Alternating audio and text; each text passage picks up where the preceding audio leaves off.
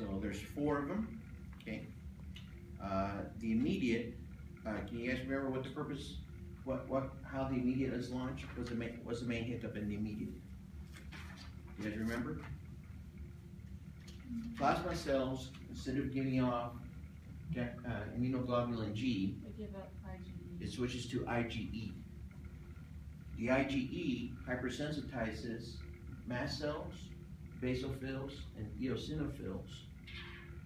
And then in subsequent introductions of that antigen, these hypersensitized cells degranulate, causing the release of mediators of inflammation and the release of proteases. So that's the main, that's hypersensitivity type 1 in a nutshell, okay? It would not make me unhappy for you guys to know histamines, kinines, proteases, leukotrienes, and prostaglandins, okay? They all have almost the same, almost identical outcomes. So it's not like you have to remember a lot. The main thing that it does is smooth muscle contraction, and mediators of inflammation such as vascular permeability. Okay. I would like for you guys to know that type 1 hypersensitivity is associated with eosinophilia, which means a high count of eosinophils in the blood. Okay. Diagnostically, the event is local. It's not necessarily body-wise, and it's mild. Let's see.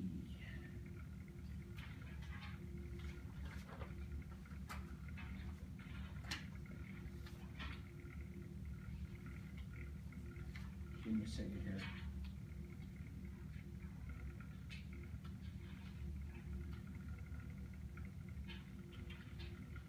Okay.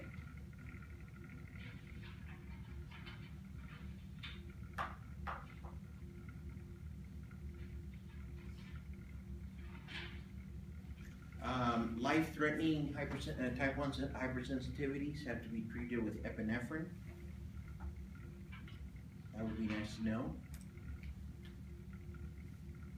Be on the spot.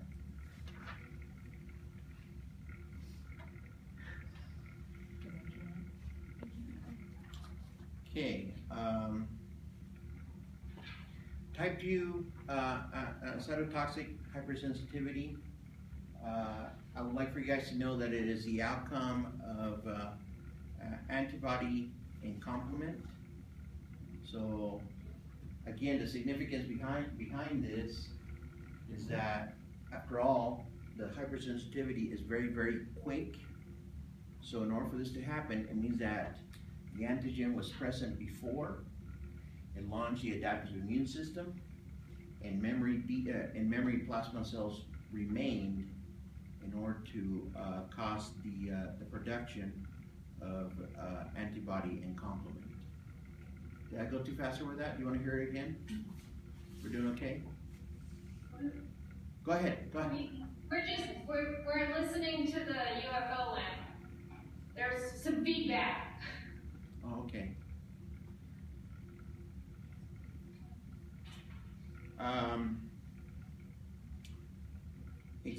The main example given for the hypersensitivity is the hemolysis that takes place by antibody and complement.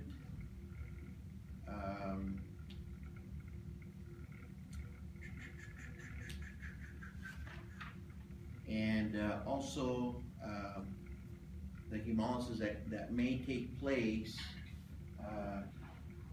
in an Rh positive child and an Rh negative mother, in which she has not taken anti-Rh immunoglobulin. So those are two main examples: blood transfusion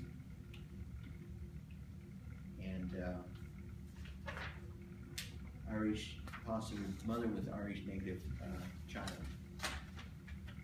Let's see. I would like for you guys to know that drugs can function as haptens.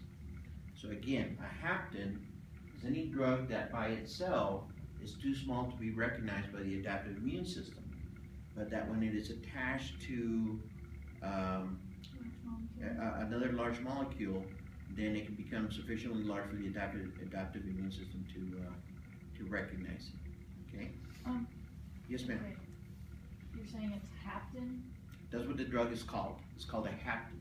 H-A-P-T-I-N? H-A-P-T-E-N. Hapten. T-E-N. Yes. So a hapten is any drug that by itself will not launch an adaptive immune system.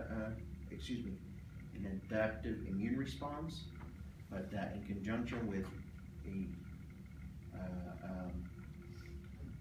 innate protein, a local protein, will launch an adaptive immune system.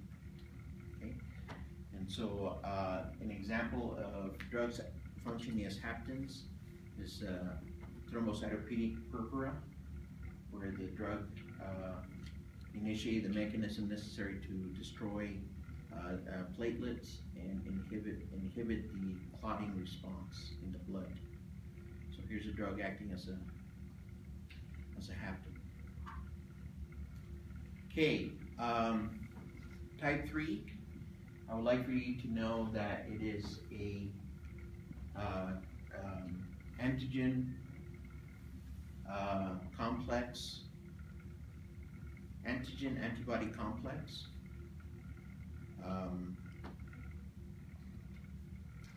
It wouldn't make me sad for you to know the mechanism for it. Essentially, the antigen-antibody complex escapes phagocytosis, and as a result, it attracts all those cells responsible for the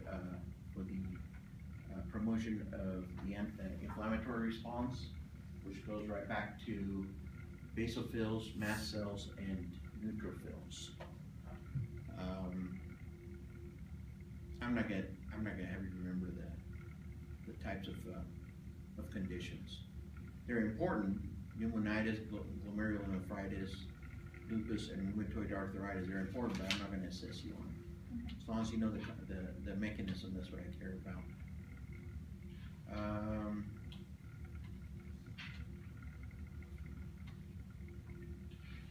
Then finally, type 4. This is a neat one because type 4 does not require a previous introduction of the antigen. The introduction of the antigen is taking place at that point, and the reason it takes so long, half a day to a day, is because that's how long it takes for the dendritic cell to go to the medulla of the lymph nodes and present the antigen to T cells. Once the T cells are activated, then the T cells become cytotoxic, and they end up destroying all the tissue at the site of the hypersensitivity.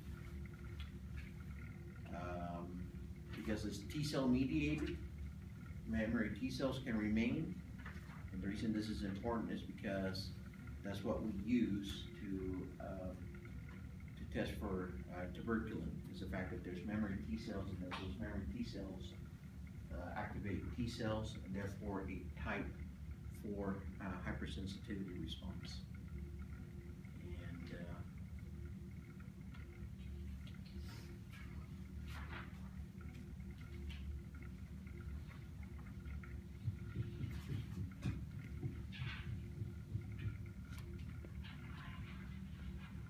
And I wouldn't mind this slide right here, MAC1 versus MAC2, what the T cells affect.